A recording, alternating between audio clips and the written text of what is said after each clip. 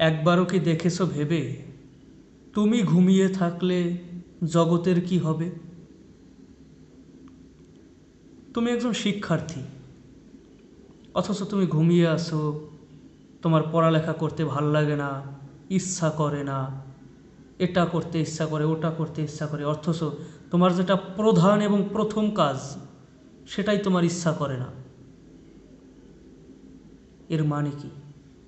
এর মানে হচ্ছে, যদি এটা সাময়িক সময়ের জন্য হয় একটা বিষয় মেনে নেওয়া যায়, কিন্তু যদি এটা দীর্ঘ সময়ের জন্য হয় তবে বুঝতে হবে তোমার এটার ভিতরে সমস্যা হচ্ছে।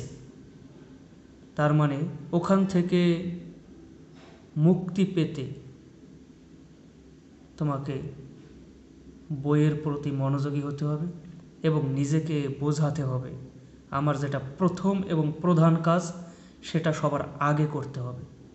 তুমি মোবাইলে সময় দিতে পারো ঠিকই, অথচ বইয়ের পিছনে সময় দিতে পারো না। তুমি যদি আজকে সময়কে নষ্ট করো, মনে রাখবে একটা সময় আসবে ওই সময়ই তোমাকে নষ্ট করবে। তুমি আজ সময়কে কাজে লাগাচ্ছ না, সময় ঠিকই তোমাকে এক সময় কাজে লাগিয়ে তোমাকে বুঝিয়ে দেবে যে সময় কী জিনিস। তাই আমাদের সর্বাগ্রে সময়ের মূল্যটা দেওয়া শিখতে হবে। নিজেদেরকে যার যার অবস্থান অনুযায়ী সময়কে কাজে লাগিয়ে নিজেদেরকে উন্নত করতে হবে। যদি আমরা নিজেদের প্রতি ফোকাস দিতে পারি তবে আমরা নিজেদেরকে আরও উন্নত স্থানে নিয়ে যাওয়ার জন্য চেষ্টা করতে পারি। যদি আমি আমার নিজের প্রতি, আমার নিজের কাজের প্রতি ফোকাস আমি না দিতে পারি, শুধু দিনভর যদি অন্য কি করলো, এটা করলো কেন, ওটা করলো কেন, অন্যের ভুল যদি আমি ধরে বেড়াই, তবে আমার কিন্তু কোনো লাভ হলো না। শুধু আমারই লাভ হলো না, বিষয়টা এরকম না, বরং আমার আরও ক্ষতিও হলো।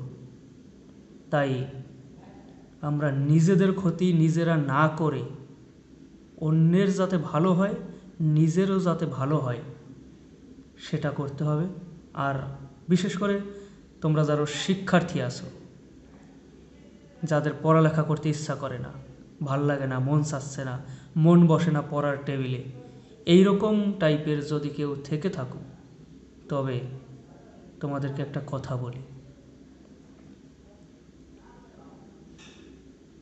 তুমি পড়ালেখা না করলে জগতের কারও কিছু আসবে যাবে না। তুমি পড়ালেখা করছো না এর মানে কেউ যে পড়ালেখা করছে না, বিষয়টা কিন্তু এরকম না। অনেকেই আছে, মনে করতে হবে যে তুমি পড়ালেখা করো না মানে তুমি একাই পড়ালেখা করো না, জগতের সবাই পড়ালেখা করতেছে, এই জিনিসটা মাথার ভিতরে রাখতে হবে।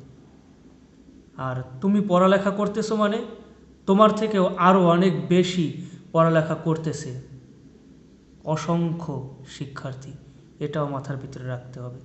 তাহলে নিজেকে আরও বেশি সময় দিতে পারবা আর নিজের কাজের প্রতি, নিজের পড়ালেখার প্রতি মনোযোগী হতে পারবা। ধন্যবাদ।